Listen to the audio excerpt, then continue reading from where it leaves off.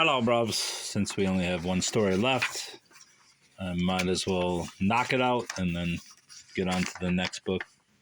Keep on stepping. You know, white folks are something else. Always been like they are now. Just don't want to let up be a man. Somehow they figure if you become a man, they ain't one no longer. Back during slavery time, there was a black man by the name of Dave. He was slaving on a plantation somewhere in Tennessee. One day he was out working in the field, and he saw old Massa and old Missy's two children out in a boat, screaming. They'd lost the oars, and the boat was out of control, spinning around, and they were about to be thrown into the water. Now, if Dave had been afield, like High John, he would have swum out there and tipped the boat over. Dave wasn't like that. He'd probably been working in the sun too long and couldn't think straight. Anyway, he ran to the big house and told Massa and Missy. Old Missy hollered out, "Somebody save my children. I ain't never going to have no more, and them the only two I got." So Dave ran down to the river, jumped in, and saved the two children. Well, old Massa and Missy was mighty happy, and Massa told Dave, "Well, if you make a good crop this year and fill up the barn and work till the crops are laid by next year, I'll give you your freedom."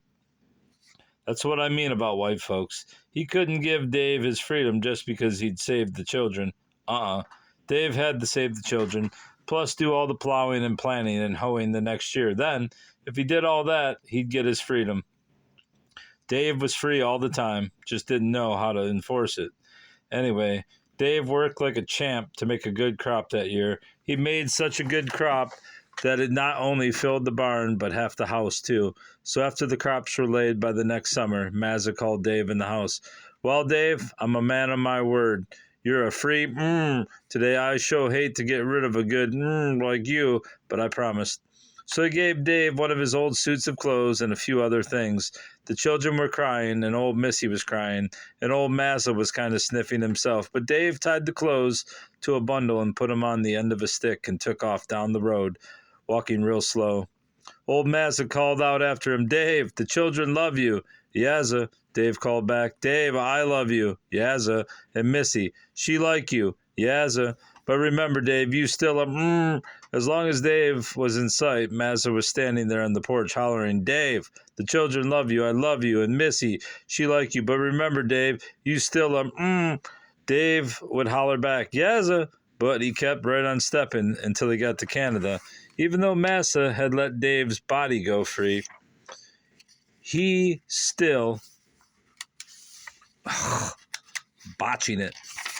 He still wanted to keep him a slave by yelling, "Remember, you still are There's Dave leaving. "You ain't free as long as you let somebody else tell you who you are." We got black people today walking around in slavery because they let white folks tell them who they are.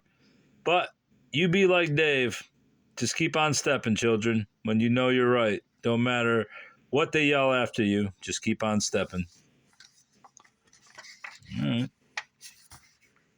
Shall we read the afterword? Yeah, I think I'll just read the afterword. All the stories in this book, except for one, can be found in other collections of folk tales, as told by other storytellers. Those versions, as well as many more good stories, appear in the books mentioned below. You can read it yourself. Pause the thing if you want to read it, because I'm not going to read all this.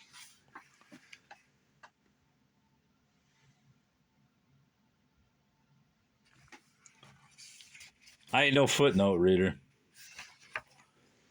There's the back cover again, even though I've showed it to you before. And that's the end of Black Folktales.